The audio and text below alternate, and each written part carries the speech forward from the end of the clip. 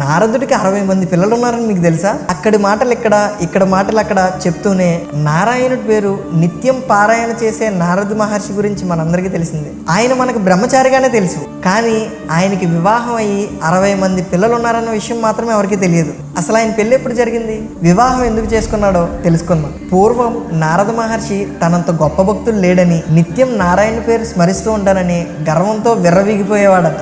ఇది గ్రహించిన విష్ణుమూర్తి నారదుడి గర్వాన్ని ఎలాగైనా తగ్గించాలని ఒక కొలనులో స్నానం చేయమని చెప్పాడట. నారదుడు అలా చేయగానే విష్ణుమూర్తి మాయ వల్ల నారదుడు గతం మర్చిపోయి ఆడదానిలా బయటికి వచ్చాడు. అక్కడే ఉన్న ఒక రాజును చూసి మోహించి పెళ్లి కూడా చేసుకున్నాడు. అంతేకాకుండా గతం మర్చిపోయి 60 మంది పిల్లలను కూడా కన్నాడు. వారు పెద్దయ్యాక యుద్ధంలో ఒకరి తర్వాత ఒకరు మరణిస్తారు. పుత్ర శోకంతో తల్లడిల్లుతున్న నారదుణ్ణి విష్ణుమూర్తి కలిసి తాను గతంలో వేసిన మాయను వెనక్కి తీసుకుంటాడు. అలా నారద మహర్షికి గతం గుర్తొస్తుంది. అప్పుడు విష్ణుమూర్తి, ఓ నారద, ఇది సంసారం అంటే అని చెప్తాడు.